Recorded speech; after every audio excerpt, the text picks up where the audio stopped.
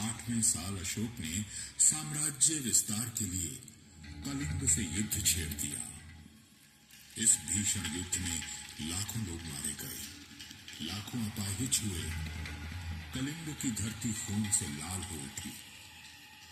अपने सामने युद्ध भूमि में अनगिनत मृत योद्धाओं, दर्द से चीख रहे सैनिकों, लाखों मांओं का विलाप, हजारों विधवाओं का रोना, छोटे छोटे बच्चों का बिलखना सुन अशोक का हृदय पिघल गया।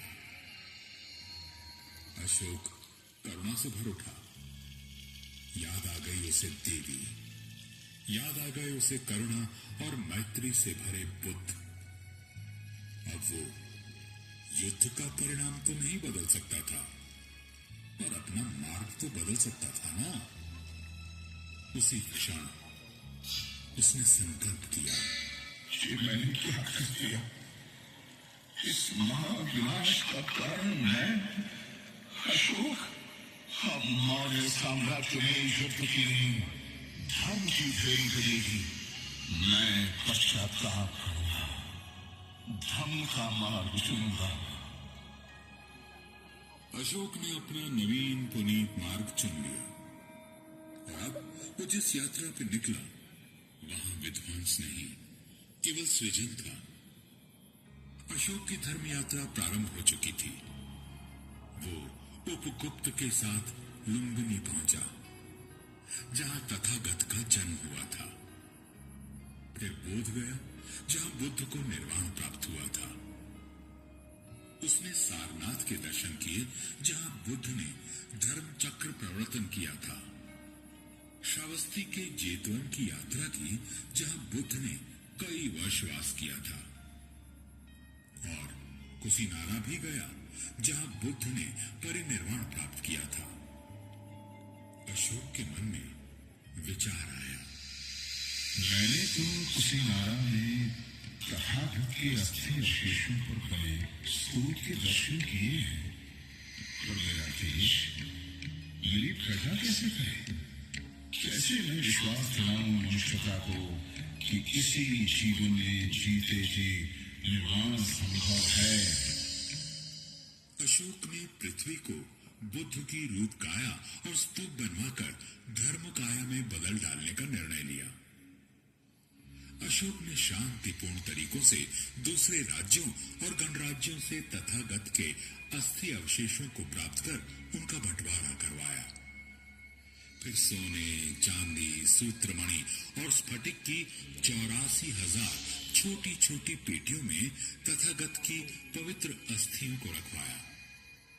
उन पेटियों को अस्थि कलशों में रखवाकर उनके साथ 84,000 आलेख रखवाए गए। जिस दिन 84,000 स्तूपों के निर्माण का काम पूरा हुआ, उस दिन से अशोक धर्म राजा के नाम से जाना जाने लगा। एक समय का दुष्ट, हत्यारा, चंड अशोक अब धम्म अशोक था। वर्तमान जब पूरे देश में बुद्ध की अस्थियां पहुंच रही थी, तो उन्हें सांची तो आना ही था। धम्म अशोक का हृदय तो यहां बेसनगर में बसता था।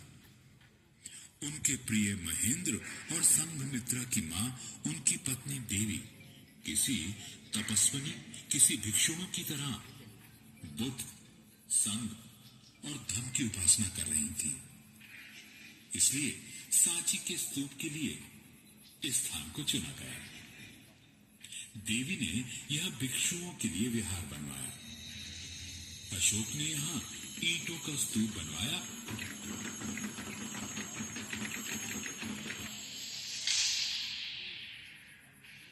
और साथ ही 42 फीट ऊंचा अशोक स्तंभ भी लगवाया। यह स्तंभ सारनाथ के अशोक स्तंभ जैसा ही था। स्तंभ पर ब्राह्मी लिपि में अशोक का शिलालेख है। सांची के आसपास अशोक ने सतधारा और सोनारी में भी स्तूप और विहार बनवाए। केवल अशोक ही नहीं, देवी विदिशा ने भी महान त्याग किए। कैसी रही होगी देवी, जिसने अपने बेटे महेंद्र को, जो भारत का सम्राट बन सकता था, 20 साल की उम्र में भिक्षु बनने दिया और 18 साल की उम्र में अपनी बेटी संघमित्रा को भिक्षुणी बनने दिया। महेंद्र और संघमित्रा के साथ तथागत की अस्थियां और स्मृति जम्बू द्वीप के भीतर और बाहर यात्रा कर रही थी। जब ये हो रहा था तो बुद्ध के पहले और दूसरे धर्म सेनापति को तो यहाँ आना ही था। पहले और दूसरे धर्म सेनापति? अब तुम किसकी कथा कह रहे हो इतिहास? अब मैं उनकी वंदना कर रहा हूँ जिनकी अस्थियां इस स्तूप क्रमांक 3 में सुरक्षित रही हैं। वे हैं सारिपुत्र और महामौदगल्यायन। दोनों के परिवार का पीढ़ियों से मैत्री का संबंध था। दोनों एक ही दिन पैदा हुए। दोनों ने साथ साथ संजय वेलेट्ठीपुत्र से प्रवज्ञा ली। संजय वेलेट्ठीपुत्र के सिद्धांत से संतुष्ट न होने के कारण दोनों साथ साथ तथागत के पास गए। दोनों आयु में बुद्ध से बड़े थे, पर दोनों भगवान के परम शिष्य हुए। घर छोड़ने के 7 साल बाद पिता शुद्धोदन के बहुत आग्रह करने पर बुद्ध भिक्षु संघ के साथ कपिलवस्तु गए। वहां वे नगर के बाहर न्यग्रोध वन में ठहरे। पिता शुद्धोदन के कहने पर तथागत जब यशोधरा से मिलने गए, तब उन्होंने सारिपुत्र और मौदगल्यायन को साथ लिया था।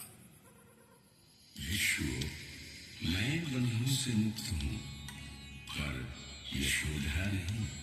वर्षों से उसने मुझे देखा नहीं है, इसलिए भाव के आवेग में वह तथागत को स्पर्श करे तो उसे रोकना नहीं, तुम शांत रहना। वह जैसा भी व्यवहार करे उसे करने देना। एक और विमुक्त विरक्त विरागी बुद्ध, और सामने आंसुओं की धारा में डूबती उभरती उनकी पत्नी यशोधरा। एक और पूरी मनुष्यता के लिए मन में करुणा लिए खड़े बुद्ध, और सामने अपनी पीड़ा लिए खड़ी यशोधरा। और इस क्षण को एक और खड़े देख रहे थे सारिपुत्र और महामौदगल्यायन। कौन लिखता उस क्षण का आंसुओं से भीगा महाकाव्य? यशोधरा से मिलकर बुद्ध वापस जाने लगे, तब यशोधरा ने बेटे राहुल को अपने पिता से अपना उत्तराधिकार मांगने को कहा। 7 साल का राहुल पिता के पीछे चल दिया। तात, मेरा उत्तराधिकार कहाँ है? तात, मुझे मेरा उत्तराधिकार चाहिए। सारिपुत्र, मेरा पुत्र उत्तराधिकार चाहता है। मैं उसे नाशवान संपत्ति नहीं दे सकता जो अपने साथ चिंताएं और दुख लाती है, लेकिन मैं उसे श्रेष्ठ जीवन का उत्तराधिकार दे सकता हूं। राहुल को प्रवचित करो। बुद्ध ने राहुल को उत्तराधिकार में धम्म का मार्ग दिया। राहुल की प्रवज्ञा में सारिपुत्र उसके उपाध्याय और महामौदगल्यायन आचार्य हुए। कई मौकों पर तथागत ने सारिपुत्र और मौदगल्यायन की मुक्त कंठ से प्रशंसा कर उनका अनुकरण करने को कहा, और ये प्रशंसा अकारण भी नहीं थी। जिस तरह उन दोनों ने बुद्ध का अनुकरण किया, वैसा और कोई नहीं कर पाया। मन, वचन, कर्म से वे दोनों बुद्ध ही हो गए थे। जब परिनिर्वाण का समय निकट आया, तब भी सारिपुत्र औरों के उद्धार के बारे में ही चिंतित था। वो अपनी माँ, अपनी जननी के पास गया और उन्हें धम्म का मार्ग दिखाते हुए प्रकाश में लीन हो गया। महामौदगल्यायन का अपने मित्र से वियोग हुआ, पर अधिक समय के लिए नहीं। अपने संचित कर्मों का हिसाब किए बिना परिनिर्वाण संभव नहीं। पूर्व जन्म की हिंसा के फलस्वरूप महामौदगल्यायन के द्वार पर हत्यारे आ पहुंचे, पर करुणा मूर्ति ने धैर्य खोए बिना अपनी नियति को स्वीकार किया। सारे पुत्र के परिनिर्वाण के 7 दिन बाद महामौदगल्यायन भी कर्म बंधन से मुक्त हुए। मुझे वह दृश्य आज भी याद है जब बुद्ध ने सारी पुत्र की पवित्र अस्थि अपने हाथ पर ली और भिक्षु संघ से कहा, भिक्षु देखो, महाप्रज्ञ की धातुओं को वीतराग, जितेंद्रिय, निर्माण प्राप्त सारी पुत्र की वंदना करो। वह क्षमा में पृथ्वी के समान थे, अक्रोधी थे, इच्छाएं कभी उन्हें विचलित नहीं कर सकी। वे अनुकंपन थे। उन्होंने कारुणिक निर्माण पद प्राप्त किया है। उस निर्माण प्राप्त सारी पुत्र की वंदना करो। तथागत ने जिन्हें जुड़वा भाई कहा, ऐसे सारी पुत्र और मौदगल्यायन की पवित्र अस्थियां आज पास ही श्रीलंका द्वारा बनाए गए मंदिर में सुरक्षित हैं, जिन्हें वर्ष में एक बार दर्शनों के लिए प्रदर्शित किया जाता है। इतिहास, इसका अर्थ ये हुआ कि सारी पुत्र और मौदगल्यायन के अस्थि अवशेषों पर जेतवन में स्तूप बने थे, और इन दोनों धर्म सेनापतियों के अवशेषों ने भी भगवान बुद्ध के अवशेषों की तरह यात्रा की। ठीक कहा तुमने वर्तमान, यह कार्य भी अशोक द्वारा ही करवाया गया। पर दोनों भिक्षुओं के अवशेष सांची में हैं, ये बात इतिहास में कहीं खो गई और इसे फिर प्रकाश में आने में कई वर्ष लगे। अशोक के समय यह महास्तूप ईंटों का बना था। विदिशा और आसपास से उपासक यहाँ बरसों स्तूपों की उपासना के लिए आते रहे। एक दिन मौर्य साम्राज्य के सेनापति पुष्यमित्र शुंग ने छल से अंतिम मौर्य सम्राट बृहद्रथ की हत्या कर दी। मौर्य साम्राज्य का पतन हुआ और उसी के साथ शुंग वंश का उदय। शुंग वंश के लोग वैदिक धर्म के अनुयायी थे। चारों ओर वेदों का स्वर गूंजने लगा। ऐसे में किसी बौद्ध द्वेषी ने स्तूप को क्षतिग्रस्त कर डाला। जिस देश में धर्म अशोक ने अपने शिलालेखों में घोषणा करवाई थी कि सिर्फ अपने धर्म का आदर और दूसरे के धर्म का अनादर नहीं होना चाहिए, हर प्रकार से हर स्थिति में दूसरे संप्रदायों का सम्मान करना चाहिए, वहां कोई कैसे ये निंदनीय काम कर सकता था? धिक्कार है उन्हें जो किसी भी स्मारक का अपमान करते हैं। फिर क्या हुआ इतिहास? पुष्यमित्र का पुत्र अग्निमित्र, जो उस समय विदिशा बेसनगर में राज्यपाल था, उसके समय में स्तूप की मरम्मत करवाई गई। उसे आकार में दुगना करवा दिया गया और पूरे स्तूप को पत्थर की पटियाओं से चुनवा दिया गया। शुंग वंश के बाद सातवाहनों के शासन में ईसा से पहली शताब्दी में चारों दिशाओं में 4 तोरण द्वार और स्तूप के चारों ओर वेदिका जोड़ी गई। तोरण द्वारों पर जातक कथाएं, बुद्ध के जीवन की महत्वपूर्ण ऐतिहासिक घटनाएं और उसके बाद के धम्म से संबंधित इतिहास और आख्यानों को शिल्पों में उकेरा गया है। इनमें अशोक का बोधि वृक्ष का दर्शन और प्रवास भी उल्लेखनीय है।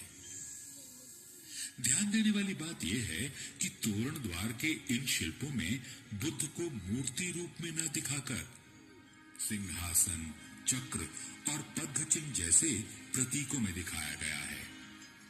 गुप्त सम्राट वैष्णव धर्म के समर्थक थे, पर उनके शासन में सांची और कला का विकास हुआ। गुप्त काल में स्तूप के पास कई मंदिर और विहार भी बने। 7वीं से 12वीं शताब्दी तक मंदिर और विहारों का निर्माण होता रहा और वैदिक धर्म और बुद्ध धर्म साथ साथ पनपते रहे। साम्राज्य बदलते रहे, पर सांची बदलती हुई राजनीति से अप्रभावित निरंतर समृद्ध होती रही। 14वीं शताब्दी के बाद सांची वीरान हो गया। सन 1818 में सांची प्रकाश में तब आया जब जनरल टेलर ने सांची के खंडहरों को ढूंढ निकाला। खंडहरों के प्रकाश में आते ही सांची खजानों की खोज करने वाले शिकारियों और उत्साही पर अप्रशिक्षित पुरातत्व शास्त्रियों का शिकार स्थल बन गया।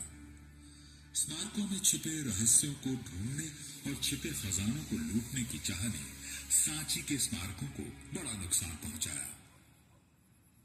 1851 में सर अलेक्जेंडर कनिंघम और कैप्टन F.C. मेसी द्वारा कई स्मारकों की खुदाई करने की जल्दबाजी ने भी स्मारकों के नुकसान और लूट में योगदान दिया। हालांकि वे स्तूप क्रमांक 2 और 3 से अस्थि अवशेषों की छोटी छोटी पेटियां पाने में सफल हुए। स्तूप क्रमांक 3 से मिली 2 पेटियों के ढक्कन पर छोटा अभिलेख लिखा था। जो पेटी दक्षिण की ओर थी उस पर लिखा था सारीपुत्स यानी सारीपुत के, और जो उत्तर की ओर थी उस पर लिखा था महामोगलाम्स यानी महामौदगल्यायन के।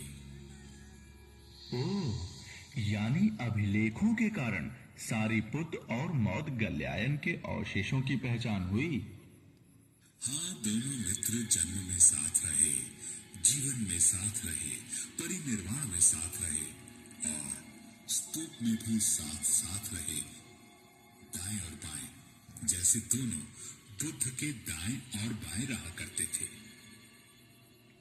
सांची के पास सतधार के स्तूप में भी इस प्रकार सारीपुत और महामौदगल्यायन के अस्थि अवशेष मिले। सन 1912 से 1918 तक सर जॉन मार्शल ने व्यवस्थित उत्खनन कर स्तूपों एवं विहारों को सामने लाने एवं वर्तमान स्वरूप में लाने के लिए अथक प्रयास किया। इतिहास पर यहाँ स्तूपों के साथ साथ मंदिर भी तो है। मंदिर भी तो धर्म का ही मार्ग दिखाते हैं वर्तमान, पर एक दूसरे के धर्म का आदर करना ही सहिष्णुता है। आज सांची में 3 स्तूपों सहित लगभग 50 स्मारक हैं।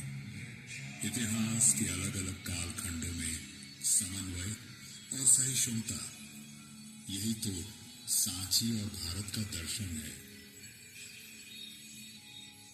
मेरा कार्य पूरा हुआ। अब मुझे लौटना है वहां जहां बुद्ध और उनके धम्म सेनापति सारीपुत और महामौदगल्यायन तथागत के अग्रश्रावक और अग्रश्राविकाएं धर्मोपासक अपने कदमों के निशान छोड़ गए हैं। मेरा यही संदेश है तुम्हारे लिए, उन सब के लिए जिन तक मेरी आवाज पहुंच रही है। आप लोग बुद्ध, संघ और धर्म की महान परंपरा के उत्तराधिकारी हो। आप खुद निर्णय लो, आपको द्वेष, कलह, पीड़ा और युद्ध का रास्ता चुनना है या प्रेम, करुणा, निर्वाण सिखाते बुद्ध का। आपका संसार कैसा हो, अब ये आप ही के हाथों में है।